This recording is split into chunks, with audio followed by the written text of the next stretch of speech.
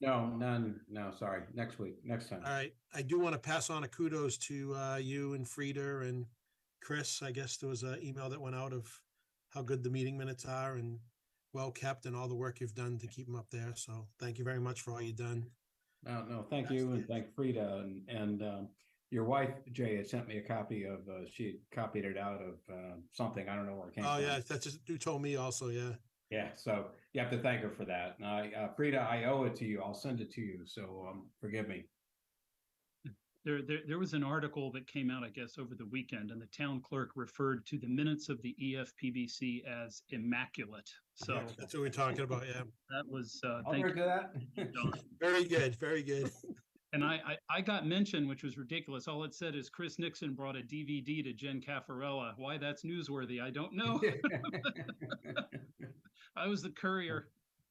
I think it said more detail that you went and tirelessly scanned all the documents and made it. So, Yeah. well, thank you everyone for keeping it up. That's good. Yeah. We're going to move on to the high school, and we have the town meeting motions that I sent out earlier. And Chris, you're going to explain these. Yeah, I'll bring that up real quick. So there's no real action required because we voted these. We voted the background and the key plan at our last meeting with subject to some edits that Richard and Brian had suggested. So made those last week, I guess, week and a half ago, and appreciate very much the feedback from them. So that's been incorporated. And also spent some time here. Mark, I think I incorporated some of your, I think you were curious about labeling the wings, so I was able to get that done too. So I basically just took SGH's key plan and cleaned up the notes a little bit, make it a little more legible, and to tie this back to the the language in the actual report. So that's come along, and that was due on Friday, so we got that in. Town council is reviewing everything right now, and if they have any issues or they have any edits, they'll get back to Jay and let him know. But I expect that'll be pretty smooth sailing. Okay. Any questions for Chris? All right. We'll move on to New Lynch and MSBA communications from Hill. Hey, Andy, Mark, what are you taking this? Yeah, I can take it. So we responded to the MSBA 90% comment that was sent to the MSBA on October 2nd, and they confirmed receipt. We also submitted the 100% construction document to the MSBA on October 6th, and they're aware that we're in bidding right now. We had a pre-bid conference with contractor to visit the existing Lynch. We had 3 general contractors show up and 9 subcontractor, and then the core team. Everybody's excited about this project, and they're happy that we actually the school is unoccupied. So they're happy with the schedule. That way they can demo and do the construction at the same time without disturbing the school. A lot of feedback I heard from them is that they're happy that this site is not, they don't have any kids in the school. We already moved them out, so it's a very basic project. No issue. They did request for the existing as-built of the school, and I received that, Meg. Thank you. We're going to send that out as an addendum to them. That's all I have. Andy, can I ask you a quick question? Sure. What about subs who may have been there? I feel like there was like 16 or 17 bodies there today. Am I off on that? There a lot of them are like in the same company. They have like a few people that are in the same company. So okay. Yeah.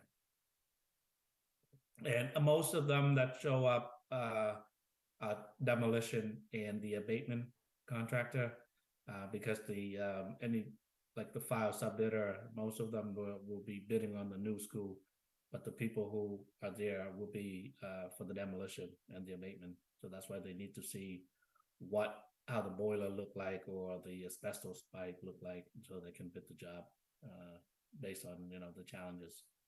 But nobody, I mean, all of them say it's very basic, so they're very interested in the project. Okay. Anyone have any questions for Andy? All right. So the next item is the abutters communication. Meg, do you have a follow-up on that? Yeah, so after we reviewed the letter that we had put together in reference to Joanna Alexander's email that she had sent us, I took that letter and I sent it back to her in response, and she was very happy, very grateful for that information and the follow-up, and then she shared it with her neighbors. And I did get a call from one neighbor, Neil Foley, and he was, we had a very nice conversation with some more follow-up to some of those questions. And I believe that Neil actually had a conversation today with Matt Schumann, the town engineer, and about some drainage issues on the road, not necessarily related to the project. So I think, everybody's happy right now. They've gotten their questions answered for now. We'll keep, the lines of communication open so that if future questions come in, especially during construction, we'll be able to answer them readily and, quite fast for them. So all is good there for now. Very good. Any questions for Meg? Not on that one. All right. Not as a question, Dave, but maybe to Andy. Are there any kind of questions other than the one addendum that you're planning to issue, or no other questions from the GC? The addendum, you mean? Yeah, I was just wondering, were there any questions, bid follow-up questions? Bidders out on the street now, correct? Yeah, they required them to come in writing after the meeting, so they really couldn't ask questions at the walkthrough. Correct. Was there Yeah. any follow-up? When did okay, I guess The the bid walkthrough was opening. we just had it at 2:30 this afternoon. Okay. Yeah, I kind of so- missed the dates and stuff like that. Okay. All No, right. we had the 1:30 core meeting and then the contractor walkthrough and then right into this. So I don't think any RFIs have come through yet. Okay. We received to date one or two questions from NB Kenny, the mechanical contractor, but they're very minor questions, so it's being addressed by the design team. As far as the limit of construction area, how are we sort of exposing, like, would the field be used, or would No, they didn't. They didn't ask anything about the site. Okay. In fact, Andy made the point earlier today, Geeta, that the town, we may need periodic access to the fields, but even if not, we need to get access just to maintain them and to mow them and so forth. And that during construction, the contractor may have to give way so we can get equipment out onto the fields. Yeah, I mean, the both parcels town owns it, but I guess I eluded the question, right around the comments period. I'm just more concerned, not directing the drainage over there and so forth, things like that. All right. Okay, I'll retain the questions later. Andy, will that be something you'll be able to share when you get these lists together? The Oh, yes, questions? yeah. Okay, so we'll be able to send those out. Okay. Right. Moving on to the swing space then. The first item is the lighting in the Eversource. I did meet with them probably 2 weeks ago now. I don't know, Meg, have they sent anything to you yet? No, I sent it back another email to that gentleman. He actually we only communicated by text. So I have to find him again. I just don't remember his name. I think it was Tim or something. It was Tim, and he does not have an Eversource email. I think he's an outside, he wasn't an Eversource truck. I think Okay. he's an outside contractor, so. So let me find his text, his email, his text rather. And then yeah, but it's interesting. Remember when I tried to group text, he said he doesn't have, that was a landline. Oh, So I might have to just call him tomorrow. I'll do that and double check. okay. Be good with the, before the time change, get those. Right. dates. Yeah. All right. Additional work, is Pete on? But by- hey, the railings are in too. That's a Oh, new did thing. they finish the top? I don't know about that, but the majority of them are in. If you went out and Yeah. looked at, you'd think they were all done, but, I'll have to ask, Liz. Let me check. with Last Liz. weekend when I went by, when they were working, they needed a welder to the ends, the flat piece at the driveway was just stubs out on both sides, and they needed to weld to the railing that was going down the walkway. So, and that's the last I saw of it. Railing's not bad. Yeah, it looks good. Yeah, it really looks good, yeah. They did go ahead and replace the aluminum railings on the front of the mobiles or the temporary units with the powder coated black, which we were hoping to get a credit and not do it, but they must not have been able to stop the order, I guess. So, okay, is Pete on by any chance with the additional, his He's wish not. list? Jay, he's not here. Okay. So we're still waiting for a wish list from Peter in order of magnitude of what he wants done before winter at Parkhurst. Can I just suggest, Jay? I mean, I don't know how much longer we're going to need to wait to get this list from Peter. The one thing that I know he did have on the list that had been an issue previously back when we did the VO project there was snow guards on that membrane roof over the Cafe Gymatorium. So that is, I mean, for what it's worth, that's something I think it would be smart for us to move on. But I guess, Jay, you before we really consider that, we just want to know what are the other things on his list, right? Right, or the scope of that item. I believe, Meg, it's too late to go back to the contractor, right? And just have that one item done? Yeah, I mean, their contract is complete. Yeah, It's not to say I couldn't ask them to price it again. They're a very reasonable company, but you know, they've moved on, so. is there, and then you could have to hire them as its own project, I would assume, right? Correct. Yeah, yeah. Do we have enough information from the original bid to ask them just for that one? Yeah, I That think it one was an alternate. Okay, I believe do you it want to do was. that? Ask them for a revised, we'll propose it. Yeah, I can do that. That'd be great. I think that would be good because it's already halfway through, October. We had a huge amount of snow fluff off that roof back in like 2015 maybe, and it actually took off. Meg, I think it took off like half the gutter, along that drip edge because we didn't have the snow guards. So I think we should do it. Be good to get that information. Yeah, if they're interested, and then if they're interested, I can have them give me a price. Okay, so if we could get that price by the 6th, we could vote on it, unless it's do we have a not to exceed in mind? I have no clue what that alternate was, unless someone has that. I'm just looking at my file while we move on. Fine. All right. Next one's a good one. Solar update. This has been going all last week, tiresomely. As it stands now, there were some minor corrections, I'd say, on the final alternates that went out. So since the alternates needed to be rewritten for alternate 2 and 3, we added another alternate. So now alternate 2 is all the underground work for the solar, the conduits, the drainage, except the pole bases for the carports. And then alternate 3 is just to do the carports. And then alternate 4 then is the remainder of everything above the ground to bring the solar system to completion.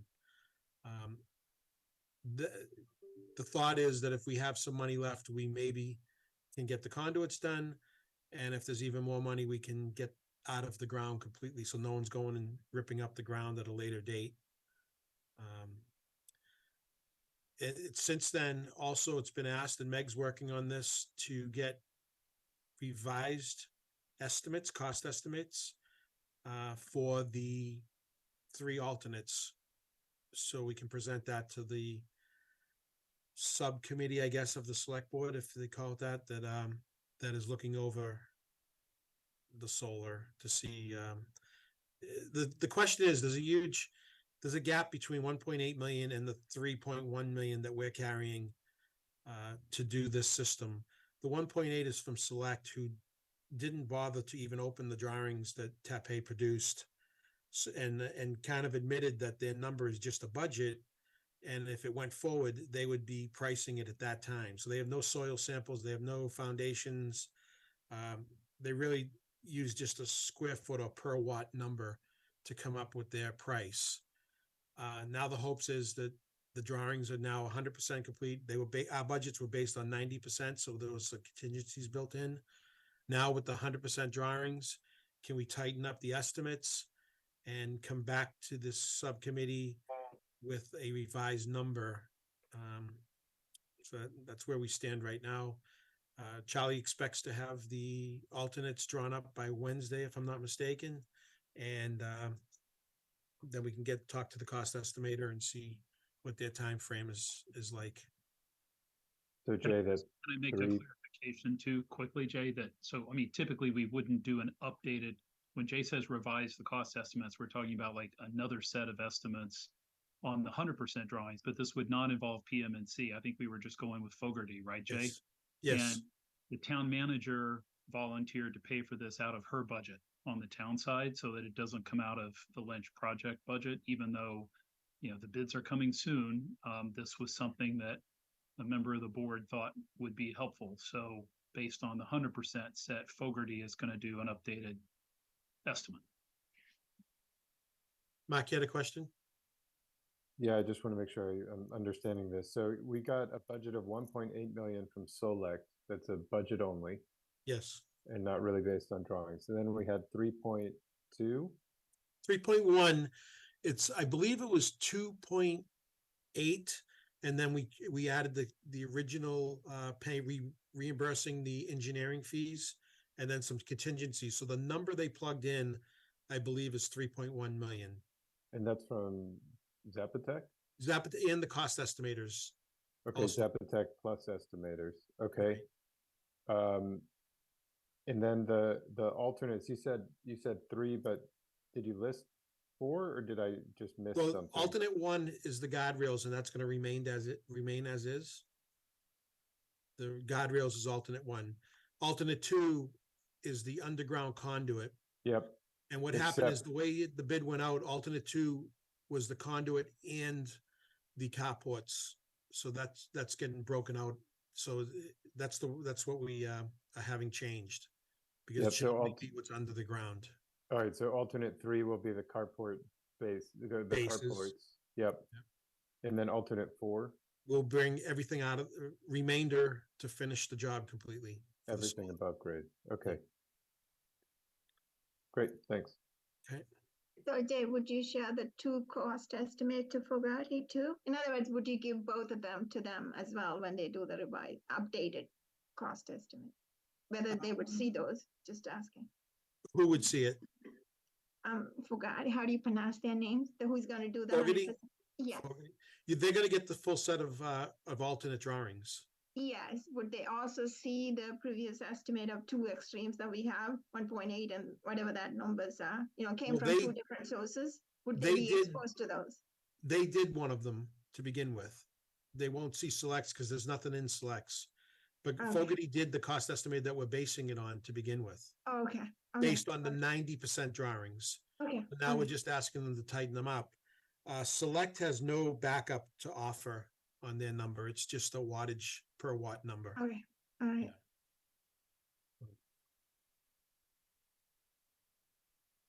Any other questions on solar? Okay. So onto the pedestrian bridge. Charlie, any update? Nothing significant.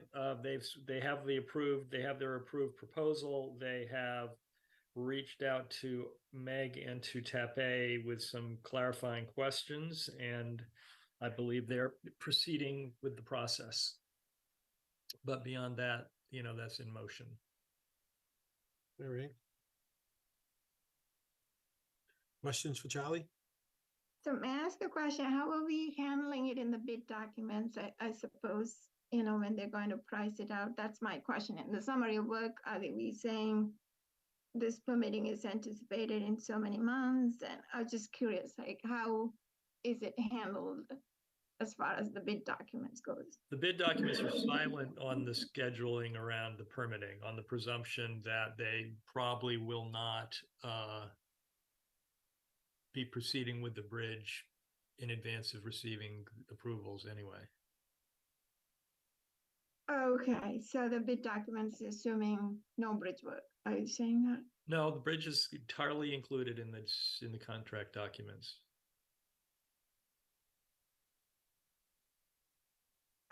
So this was the timeline I had reviewed previously on another call.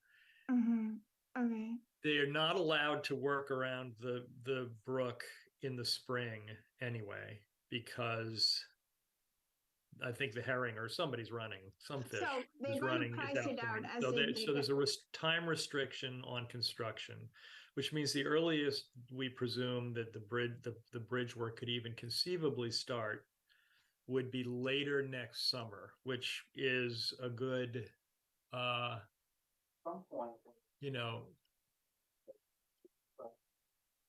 8 to 9 months.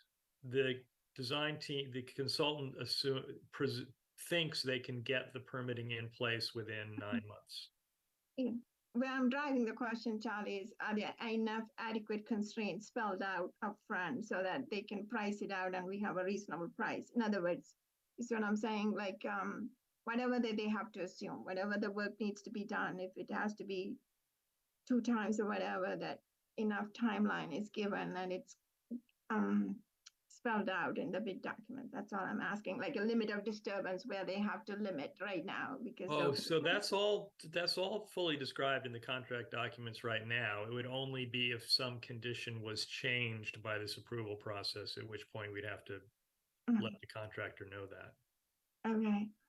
If I may ask one follow-up question, I guess the last time the reimbursable, do we have permitting sub-consultant as well too? Could that come out of there as opposed to from the geotechnical and geoenvironmental? Just a thought came to my mind afterwards. So part of the scope of this reimbursable was to LEC, who's the environmental consultant who did all the botanist who did all the wetland flagging, and they're actually leading the charge on this permitting effort. Okay.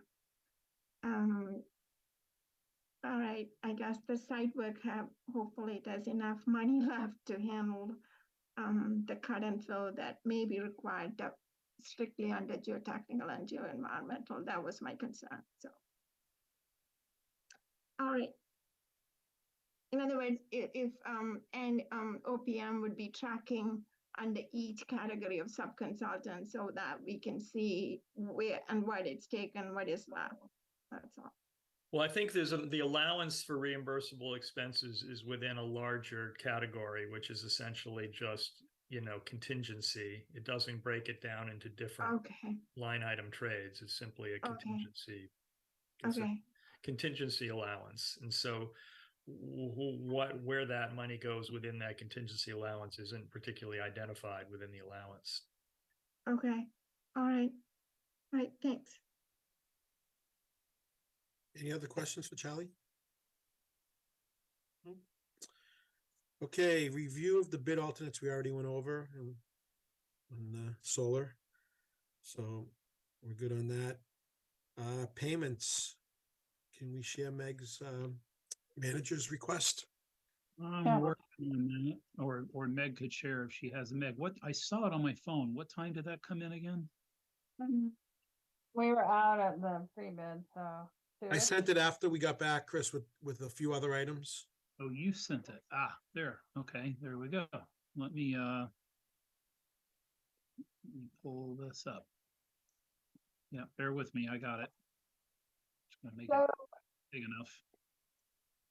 alternate number one was Homer's price, was the snow guard and gutters, and that they had a price of $30,000, so You said Um, 33-0. 30, yep.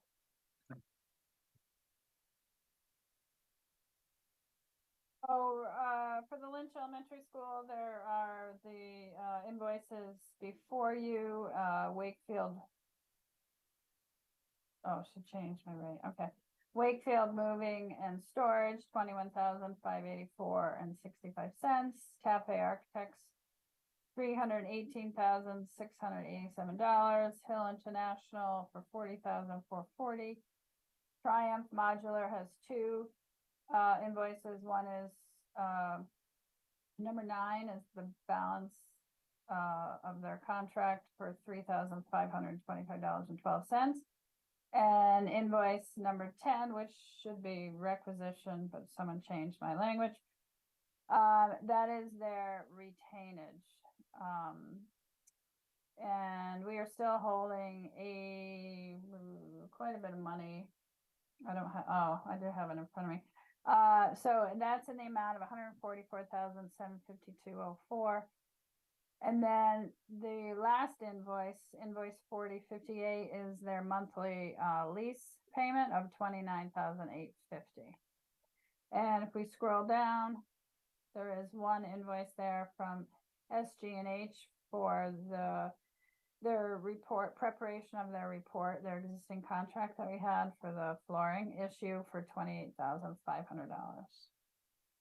And Meg, so on can I just- Triumph, does invoice number or requisition number 10, does that zero out their retainage, or is that just reduce it?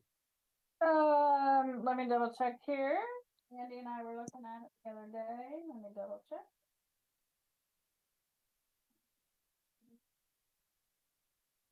while Meg's looking for that, I'm happy to make a motion to approve the payment authorization for SGH for the Winchester High School work. $28,500. Get a second. I second it. Sorry. Yes, Lisa. All right, so we'll do a roll call on the SGH by itself. Frank, Aye. Lisa, Yes. Brian, Yes. Todd, Yes. Geetha. Okay, John, Yes. thank you. Colleen, Aye. Mark, Aye. Richard, Yes. Don, Yes.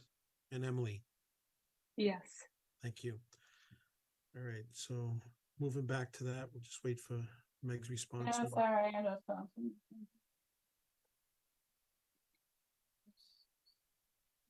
Here, hold on, let me find my paper inside. Yeah, it does zero out their retainage, Jay, but we're holding,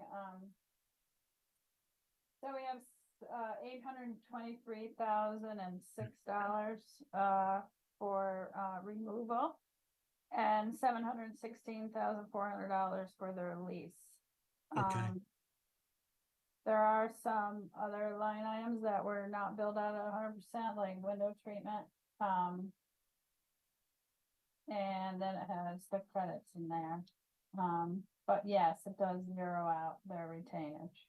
So they're only asking for the retainage of work done to date right now. Okay. That's correct. That's correct. And the only thing we think may not be done is finishing the railings, which I'm okay with this.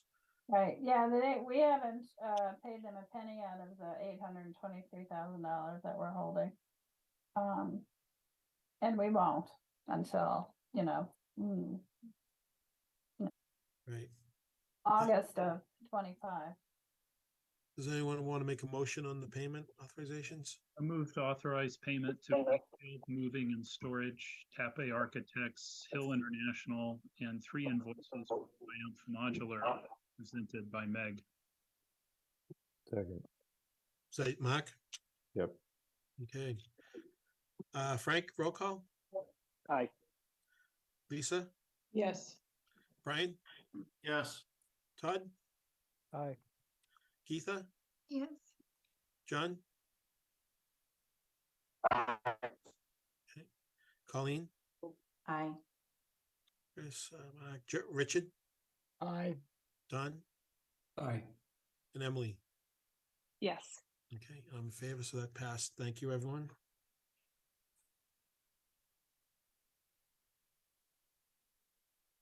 Wow, moving right along. Next meeting dates, November 6th and the 20th. The Okay. 20th will be our key meeting, right? We'll have the bid opening on the 17th. So it's the big one. And Jay, I need to sit down with Meg and just look at the town meeting schedule, and figure out what impact that has on us. If it does, I don't want to talk about it right now. Just gotta like to figure that out. Well, November 6th is opening of town meeting, isn't it? That's, Yeah, yeah. so, we could meet a little bit earlier or. Yeah. But do we know, Meg, when Heather wants to actually call town meeting to order on the 6th? 6:30. 6:30. Thank you, Richard. 6:30 is what I've heard from her. Okay, because it's moved around a little bit over the past couple of years. So yeah, that we may have to tweak that a little bit. At 5:30 or something, yeah. Yeah. And I want to throw out there too, I feel like it would be, from time to time, the EFPBC has delivered a report under Article 1, usually when we have a major school building project. Yes. Going. And we talked about doing this at last Springtown meeting, and we demurred on it. There've been other articles on the warrant that people kind of knew Lynch was happening, but I feel like it would be appropriate for us to do it this time and share with town meeting where we stand with the project. We show them some current images, and remind them where they can go if they have questions. And we can also use that opportunity to kind of tease their attention to the article for the high school flooring. So we could do that too. If people think that's a good idea, we can put something together. Okay. You know town meeting better than I do, Chris. Hey, this is Don, but I always thought that that was sort of a requirement of all committees to give an update to town meeting at meetings like this. So I think I'm definitely in favor of giving town meeting an update. Yeah, it's certain committees don't always do, and I think I've been on town meeting now for maybe 17 years, and I feel like when things are happening in terms of school building, the EFPBC shows up and gives a report, and when things are kind of quiet, we don't. So I think it'll be sort of expected. It's a good time. Yeah, it's a good time to do it. Yeah. I agree. Happy to make a motion to adjourn 6:36. Second? Aye, good. Thank you, Don. Frank? Aye. All right, Lisa? Yes. Brian? Yes. Todd? Aye. Geetha? Aye. John? Oops. Aye. Colleen? Okay, Colleen? Aye. Mark? Aye. Richard? Yes. Good night, All right, everyone. John? Emily? Yes. All right, thank you, everyone. Rushed right Thank through. you. Thank you. Good Have a night. great week. Thank Have you. Have a good week. Thank you. Good night.